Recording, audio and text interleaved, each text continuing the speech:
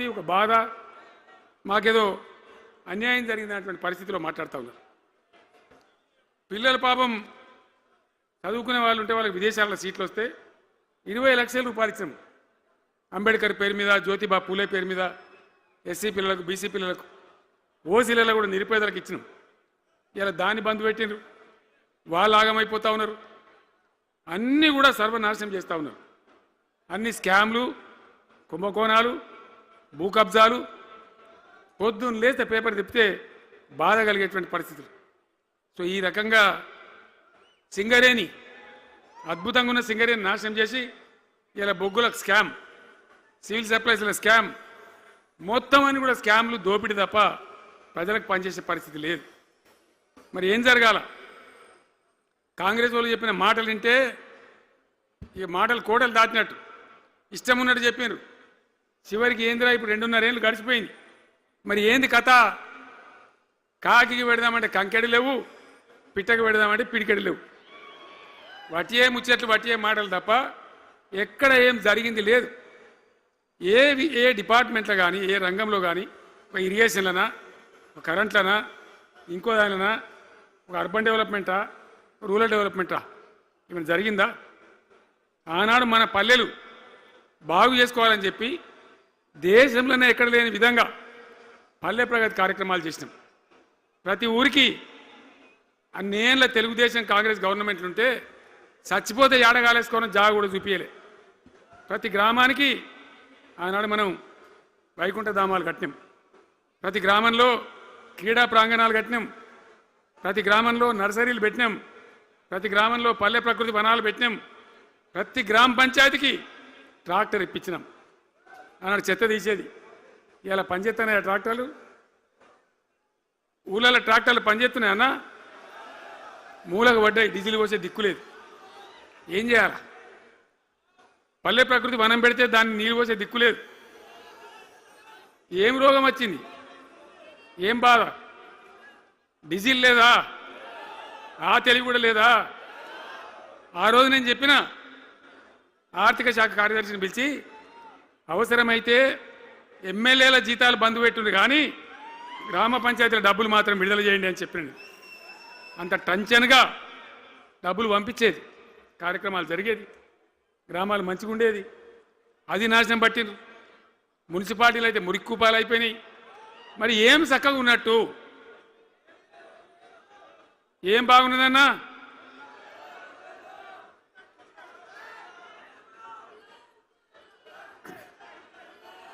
అందుకే జీవన్ రెడ్డి గారు లాంటి సీనియర్ నాయకుడు, అనుభవం ఉన్న వ్యక్తి నోటికెళ్ళి ఏం మాట వచ్చింది? కాంగ్రెస్ పోవాలి, బీఆర్ఎస్ రావాలి. ఎందుకు వస్తుంది ఆ మాట? వటిగానే వస్తుందా? బాధ్యత లేకుండా వస్తుందా? ఏది చూసినా కూడా చక్కదనం లేకపోతే, పొద్దున్న లేతే దోపిడి తప్ప ఇంకోటి లేకపోతే ఎందుకు ఈ పరిస్థితి వస్తుంది? రాష్ట్ర ఆర్థిక పరిస్థితి నాశనం, ఉద్యోగస్తులు ఆగం, రిటైర్డ్ ఉద్యోగస్తులు ఆగం, విద్యార్థుల జీవితాలు ఆగం, ఆటో కార్మికుల జీవితాలు ఆగం.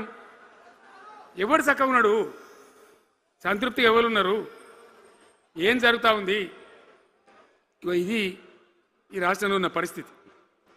ఇక నేను చెప్పానంటే తెల్లారిదాకా చెప్పచ్చు. నేను ఒకటే మీద మనవి చేస్తూ ఉన్నా, ఖచ్చితంగా మళ్ళీ ఎట్టి పరిస్థితులలో ఎవరు ఏమన్నా సరే ఖచ్చితంగా రావాలి. ఇంకా ఈ అందానికి ఒకటి బోడముండ హైడ్రాని తెచ్చిపెట్టింది. దానికి ఆ హైడ్రాకు ఆ పిసిసి ప్రెసిడెంట్ అని ఉంటాడు ఆయన, కాంగ్రెస్ కమిటీ అధ్యక్షుడు, ఆయన నిజామాబాద్లో పోయి చెప్తుండు, హైదరాబాద్లో హైడ్రా, నిజామాబాద్ కూడా తెత్తాం బిడ్డ, నిజామాబాద్లో నిడ్రా, రేపు జగిత్యాలలో కూడా జిడ్రా అంటాడు. ఇక అది ఏం కావాలి? మొత్తం పేదల కొంపలన్నీ కూల్చుడేనా? కేసీఆర్ రాజ్యానికి వచ్చినప్పుడు 3.5 లక్షల మందికి పేదలు ఎక్కడ ఉన్నారో అక్కడనే పట్టాలు ఇచ్చినాం. వాళ్ళని ఆగం చేయకుండా పాపం గరీబోళ్ళు 3.5 లక్షల కుటుంబాలకు హైదరాబాదు చుట్టుపక్కల వేరే పట్టణాల్లో కూడా పట్టాలు ఇచ్చిన వాళ్ళని బతకనిచ్చినాం. ఇలా ఏం కూలగొట్టుడు? అది పుస్తకాలు కూడా తీసుకుని పోరాటాలు చదువుకునేటి అంతే గిరితమా? నేను ఒక్కటే మాట మనవి చేస్తా ఉన్నా, గ్యారంటీగా బీఆర్ఎస్ గవర్నమెంట్ వచ్చేది ఖాయం. మొట్టమొదటి రోజులనే ఈ హైడ్రాంటోని ఎత్తి అవతల వరేస్తామని చెప్పి నేను మనవి చేస్తా ఉన్నాను. తీసేయన్న దాన్ని, హైడ్రాన్ తీసేయనన్నా, పక్క మాటనా? మళ్ళా మొదలు పెట్టిరా, ఇక జరాగు 5 నిమిషాలు అది అయిపోతుంది. హైడ్రాన్ పీకేసి మొదటి సంతకంతోనే తీసి చెరువులో వాడేస్తాం దాన్ని. ఇప్పుడు మనం చేయలేం. 46,000 చెరువులు మంచిగా చేసినాం. ఏమన్నా గుడిసె కూడా కొలగొట్టినామా? ఇల్లు కొలగొట్టినామా? ఇదేమి ఇచ్చేంతరం నాకు అర్థం కాదు. మూసి అని దాని ఎంబడి వాడారు. దానికి ఆడ గరీబులు ఉంటారు పాపం. మూసి ఎంబడిన గరీబులను వాళ్ళని ఏమి ఏడిపించడు? పొద్దున్న లేతే వాళ్ళు నిద్రపోకుండా, వాళ్ళ కంటి మీద కొనుక్కు లేకుండా, అది ఎవడు చేసే ప్రాజెక్ట్ అయ్యేది కాదు, పీకేది అవుతుందా? 15,000 ఇల్లు కూడా కొడతారట. ధర్మమేనా అది? ఈ రకంగా ఒక పనికి మాలిన హైడ్రా తెచ్చి మూసి అది చెయ్యాలి, మూసి మంచిగా చేయాల్సిందే వద్దనే వాడు అన్నాడు. అన్ని వేల ఇల్లు కూడా కొట్టడం ఎందుకు నాకు అర్థం కాదు. అలా ఏం లేదు. భూములు కబ్జా పెట్టే రియల్ ఎస్టేట్ దందా తప్ప దానిలో ఏం లేదు.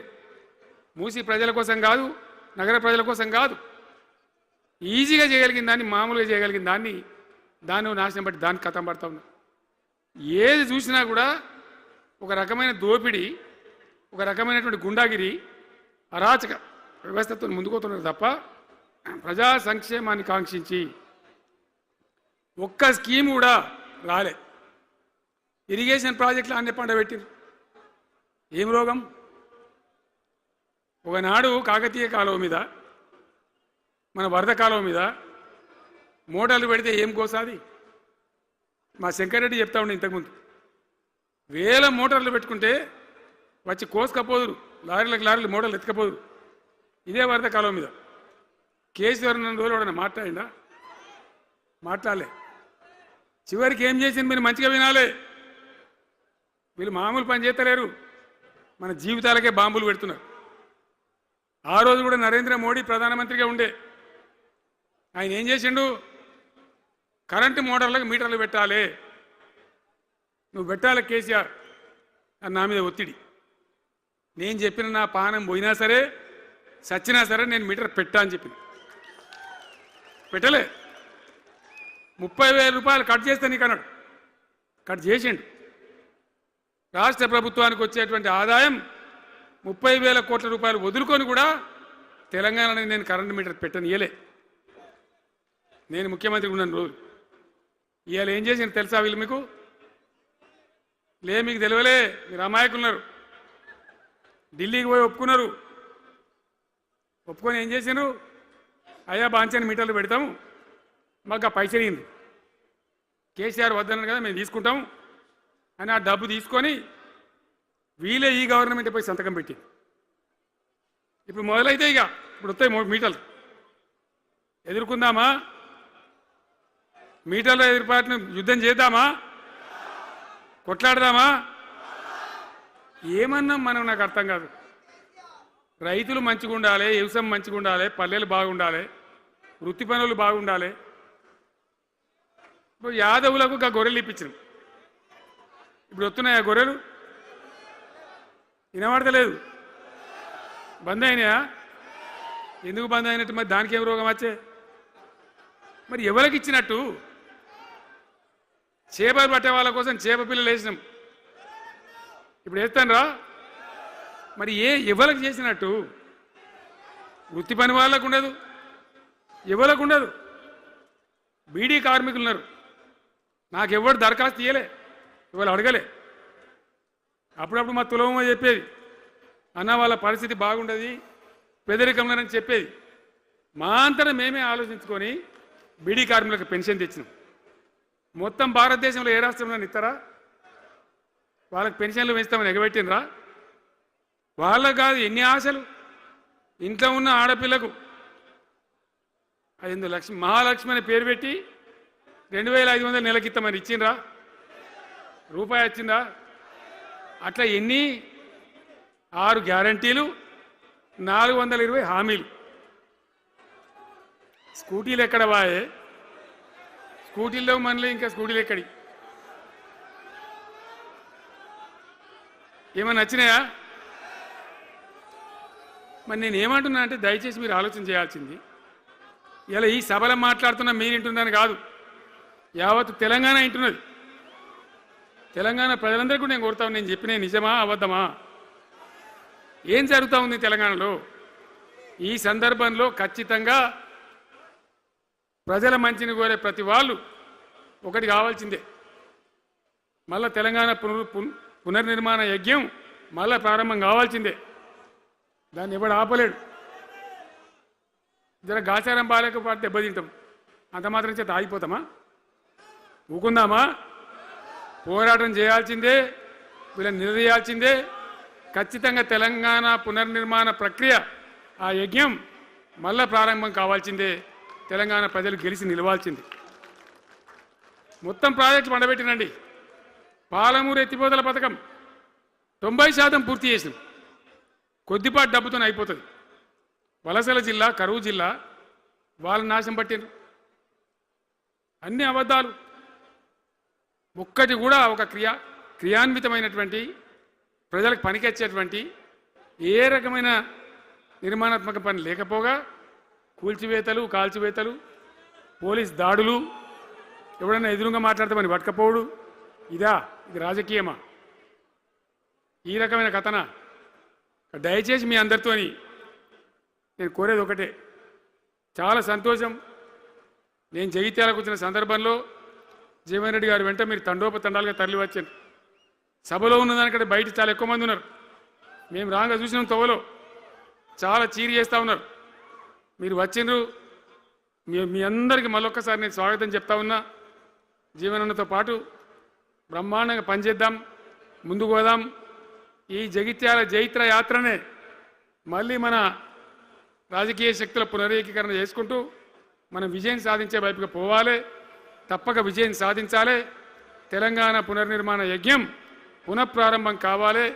ముందుకు పోయి మనం విజయం సాధించాలని కోరుకుంటూ మీ అందరికీ కూడా పేరు పేరున ప్రతి ఒక్కరికి ధన్యవాదాలు తెలియజేస్తూ నేను సెలవు తీసుకుంటా ఉన్నా. జై తెలంగాణ, జై తెలంగాణ. సలవడి గట్టిగా చెప్పాలి. జై తెలంగాణ, జై తెలంగాణ. ధన్యవాదాలు.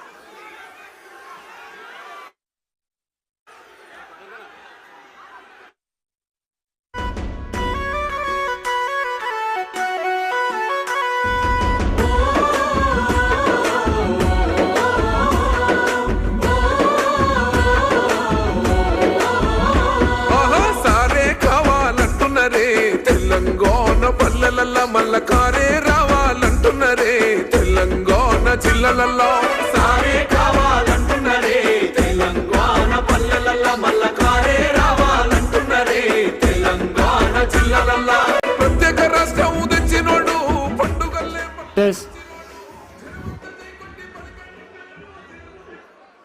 చివరిగా మాజీ జిల్లా